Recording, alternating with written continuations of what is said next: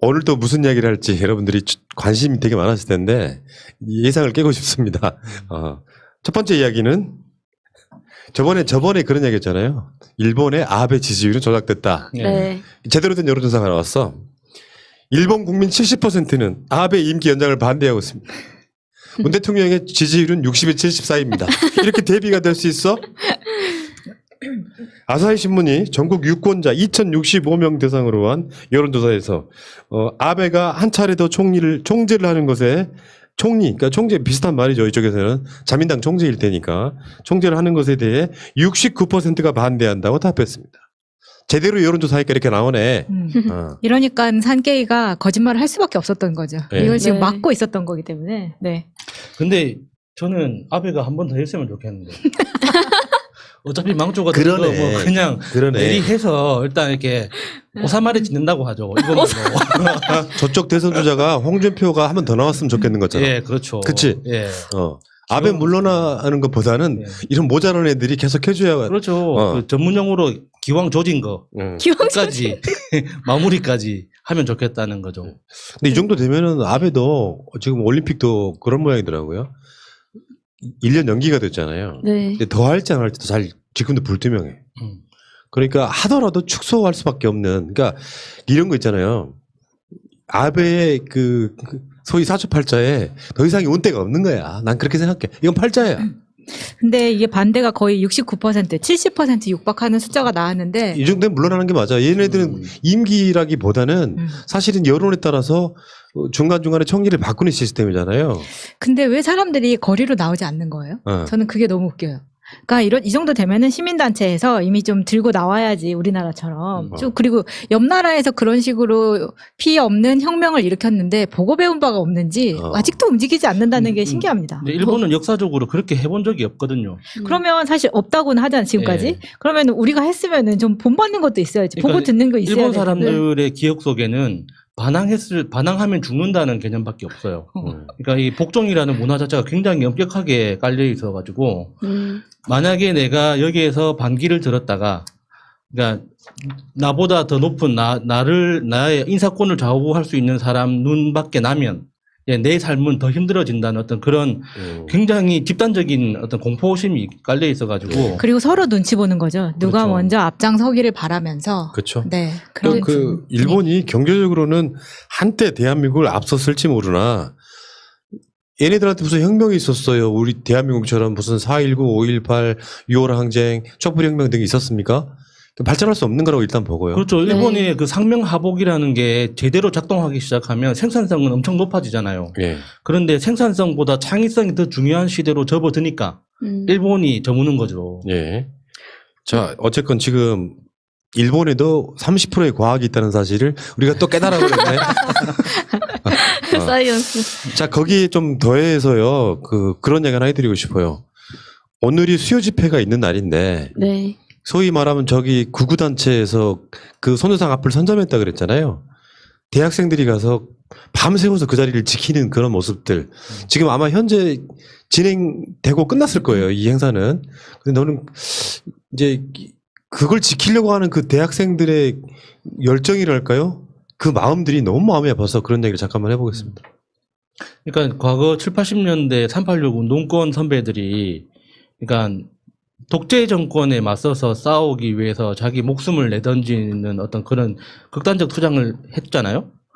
그러니까 그러니까 오버랩이 되더라고요. 이게 형태만 바뀌어졌다 뿐이지 그냥 독재가 그러니까 토착 왜곡으로 네. 이게 형태가 바뀐 것 뿐이지 이 젊은 사람들이 어떤 참을 수 없는 행동을 요구하는 그 시대적 상황이 그냥 너무 좀 아득하다고 해야 되나? 그러니까 순간적으로 굉장히 안 좋은 생각을 했습니다. 예. 그 선호상을 훼손하려고 했던 그 사람들을 보면서 네. 굉장히 잔인한 상상을 하기는 했지만 또 해서는 안 되는 거 아니겠습니까? 예. 그래서 평화 집회를 하는 대학생들이 진짜 너무 대단해 보이더라고요. 좀 전에 그 70%가 아베 연임 반대하는 이거에 지금 그 대학생들 단체명이 반아베 반일 청년 학생 공동행동입니다. 저는 이제 이런 분들을 좀 발굴해가지고요. 후원도 좀 해드리고 이러는 부분 한번 연구를 해보고 싶어요. 예. 네. 뭐 무슨 재정 상태가 뭐 좋을 리가 없잖아요. 예. 근데 이런 대학생들 우리가 몇 년 전에 소녀상 앞에 대학생들 한겨울에 밥차 쌌던 그런 느낌을 좀 그런 초심 한번 가져보고 싶습니다. 그래서 우리가 기성세대들이 이런 데 좀 많이 기부하고 그랬으면 좋겠어요. 자, 소녀상에 머물 묻고 농성하는 이 장면을 여러분들이 보셨다고 하면 이런 젊은이들이 있기에 대한민국의 미래는 밝다 이렇게 생각합니다. 어디 가서 뭐 오늘 의제는 없지만 그 인천공항공사 모두 정규직으로 한다 이 말에 환영하는 게 아니고요. 굉장히 많은 이 공시생들 젊은 사람들이 네. 문재인 대통령을 욕하고 있다. 나 이 기사 보고 깜짝 놀랐어요. 너무 불공평하다고. 일부의 네. 이야기죠. 그러니까 그 불공평하다고 느끼는 감정 자체는 이렇게 뭐 틀렸다 맞다 할 수 있는 게 아니잖아요. 예. 그 당사자가 느낄 수 있는 박탈감은 타당한 거기 때문에. 그런데 이 지금 그 고비 그 언덕을 넘지 않으면 나중에 넘어야 되거든요.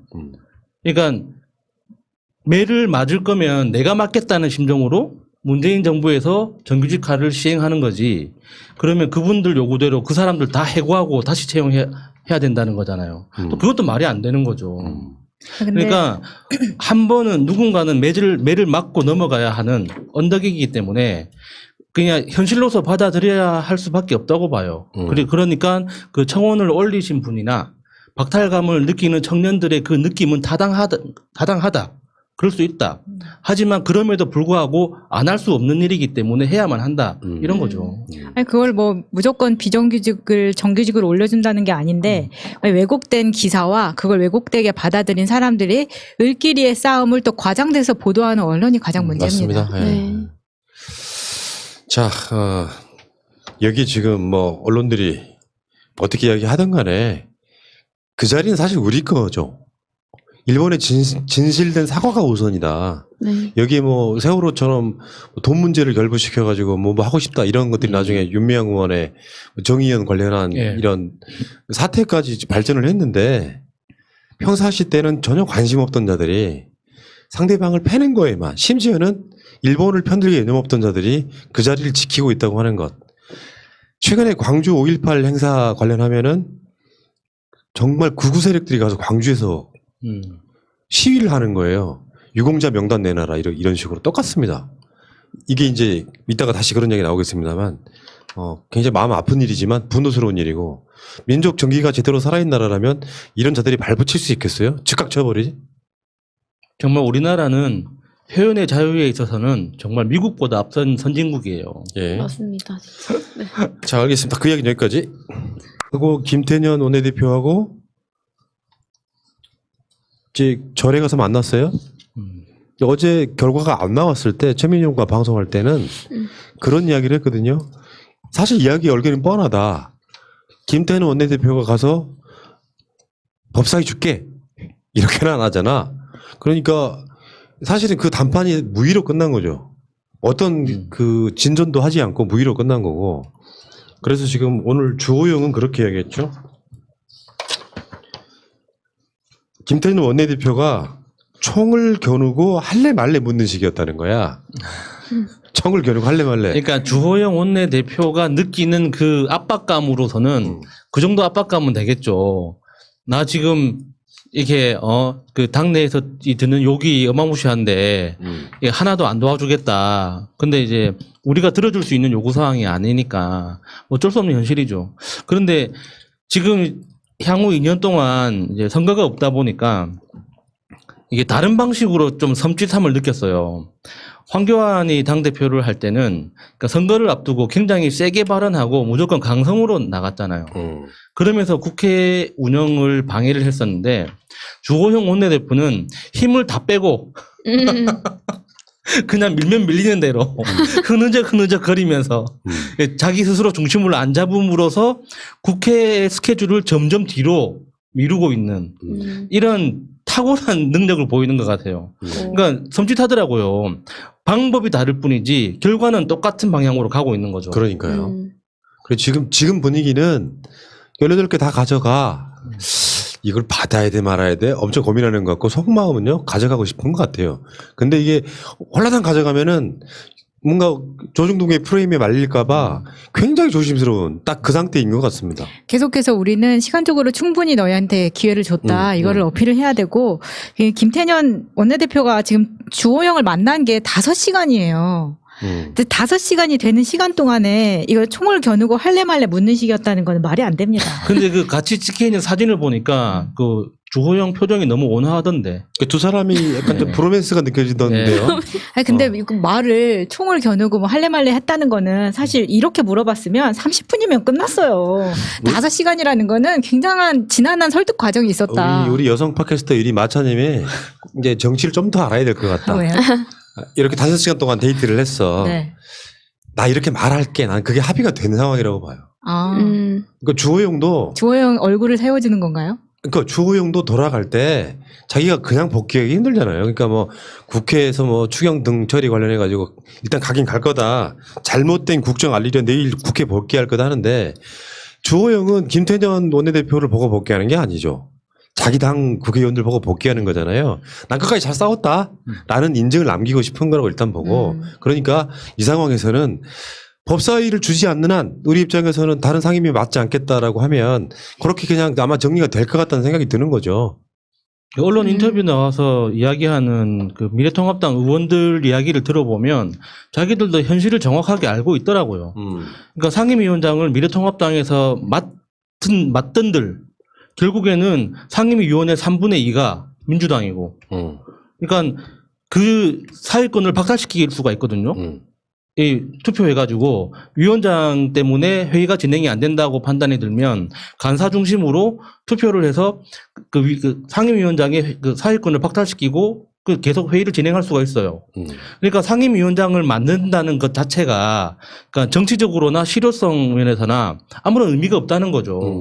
그래서 차라리 상임위 위원으로서 정확하게 정책과 법률로 투쟁하는 게 훨씬 더 효과적이다. 그렇게 이야기를 하더만. 그러니까 전략이 이제 짜여진 것 같아요. 그러니까 네. 내가 봤을 때 바뀔 것 같지는 않고 어차피 이 상황에서 법사위를 우리가 가져오지 않는다면 의미가 없다고 보는 그 관점에서는 이게 민주당한테 8개 상임위원이 다 위원장이 민주당으로 오는 것은 바뀌지 않을 것 같습니다. 특별히 어떤 상황이 아니라면 네. 법사위를 가져가지 않는다면 의미가 없다 이렇게 되면 아마 그 방향으로 갈 것 같아요. 그러니까 우리가 지금까지 겪어보지 못한 미증유의 사태가 이제 국회에서 벌어지는 건데 이럴 때 나는 그렇게 생각해요. 사람 배포가 있어야 돼. 막상 받으려고 하니까 뭔가 좀 겁나는 거예요. 받아. 괜찮아. 국회의원들 300명, 민주당의 177명이 정치를 다 하는 게 아닙니다.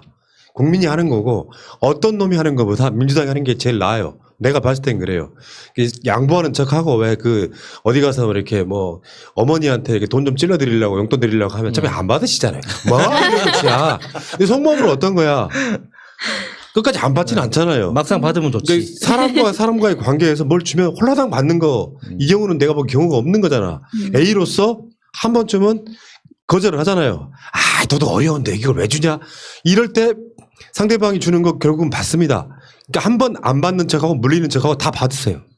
그러니까 이게 언론에서 뭐 민주당 의원들이 정책 실패에 대한 책임론 이것 때문에 그 리스크를 낮추기 위해서라도 상임위원장 몇 자리는 주는 게 안전하지 않는가 뭐 이런 이야기를 한다는데 정책 실패를 하더라도 그 과정에서 국민들이 힘을 몰아준 만큼 그 절차대로 열심히 제대로 투명하게 했다면 그러니까 그 정책의 결과가 약간 부정적으로 나오더라도 국민들은 이해합니다. 지지자들이 정책 실패 때문에 지지를 철회하지는 않거든요. 네.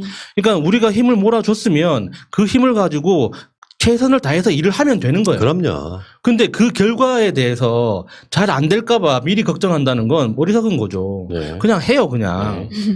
잘못된 국정 알리려 내일 국회를 복귀하겠다. 뭐 이렇게 지금 이제 목요일 날로 주호영의 복귀인데 얘 무슨 뭐 연예인이에요? 잠시 휴식기를 갖고 있다가 다시 복귀해가지고 신공되고 이러냐? 이거 웃기는 소리고 사실은 이 사람들은 가장 중요한 게 이런 거예요. 일본과 한국과의 관계랑 비슷한 거야. 20대 국회에서 얼만큼 발목 잡기를 했는지에 대한 사과를 먼저 하면 내가 생각했을 때 법사위원회를 저쪽이 가져간다고 할지라도 그렇게까지 민주당 지지자들이 화를 안 냈을지도 몰라요. 진실한 사과를 했다면. 자신들이 발목 잡게 했던 거에 대한 사과는 일절 없잖아요. 일본도 마찬가지잖아. 그게 없기 때문에 민주당과 민주당 지지자들은 법사위원장에 대한 나름대로 한 맺힌 게 있는 거고 180석이나 몰아줬는데 결국 법사위를 저쪽이 가져가면 국회는 똑같아진다라고 하는 그 절박함들이 만들어진 부분이기 때문에 얘네들은 지금 자기 반성 없는 사람은요 절대 발전할 수가 없어요. 내가 생각했을 땐 그래. 우리 보람님 네. 댓글 달리기 하지 마요. 빨리 막 끼어들어 막. 아니, 말 좀 시켜라. 제가 타이밍을 자꾸 놓쳐가지고. 근데 진짜 제가 그냥 유권자 입장에서 봤을 때도 아까 야수님 말씀해주신 것처럼 일단 좀 저희가 안 하는 거 일단 답답함이 너무 우선이 커가지고 네 너무 공감됐습니다. 그런 말. 알겠습니다. 자, 김두관 의원 요즘에 사이다가 많은데요. 여당이 상임위원장 18개 가져올 각오를 불사해야. 이 말은 좀 웃기지 않아요? 내가 마치 여기 무슨 뭐랄까 좀 불편한 짐을 떠안는 것처럼 아니야. 가져오세요. 근데 정치인으로서는 부담스럽긴 할 겁니다. 그러니까 국회의 역사 대한민국 건국 이래 최초의 기록이잖아요. 한 당에 이게 이제 관례가 돼서 과반 이상을 차지한 정당이 다 독식하는 게 관례가 향후된다 하더라도 그 최초의 사례가 되는 거기 때문에 좀 조심스럽고 조금 부담스럽긴 할 겁니다. 아, 그러니까 그렇다니까. 네. 막상 다 가져가라 그러면 네. 이걸 받아야 돼 말아야 돼. 머릿속으로 엄청 생각이 많아지는데. 그러니까 그럼에도 불구하고 해야죠. 당당하게 하라고요. 네. 다시 말씀드리지만 미래통합당이 상임위원장 일부를 가져가는 것과 우리가 다 가져오는 것 결과는 민주당이 다 가져오는 게 훨씬 더 이득이고 바람직하고 국회를 낫다는 거예요. 어떤 결과물로라도. 저쪽 사람들은 우리가 그런 어떤 기준이 있잖아요. 조중동이 하는 말 반대로 하면 우리가 맞는 거다 이렇게 이야기하는 것처럼 어떤 경우에도 저 사람들이 상임위원장 가져가는 몇 석 가져가는 것보다 대한민국을 위해서는 훨씬 낫습니다. 당당하게 가져오세요. 간이 그렇게 작아가지고. 근데 저쪽에서 계속 인터뷰를 할 때 지금 여당에서 독재를 하기 위해서 모든 것을 다 맘대로 하려고 가져가려고 한다라고 프레임을 계속 걸고 있기 때문에 이런 식으로 인터뷰를 하는 건 좀 좋은 방법이라고 그러니까 생각합니다. 독재는 안 먹힌다니까? 독재는 안 먹혀요. 독재라는 프레임은 지금까지 먹힐 수가 없는 게 독재의 후예들이 민주화 세력한테 니들 독재라고 말하는 거 먹히는 거 봤어요? 안 먹혀. 뭐 굳이 절대 안 먹혀. 굳이 표현하자면 뭐 독재보다는 독과점? 독과점. 국회 독과점 정도. 예. 자, 알겠습니다. 당당하게 갑시다, 민주당. 이 얘기를 지금 몇 번째 하는 거야, 진짜. 그래. 쫄지 마! 자, 다음에.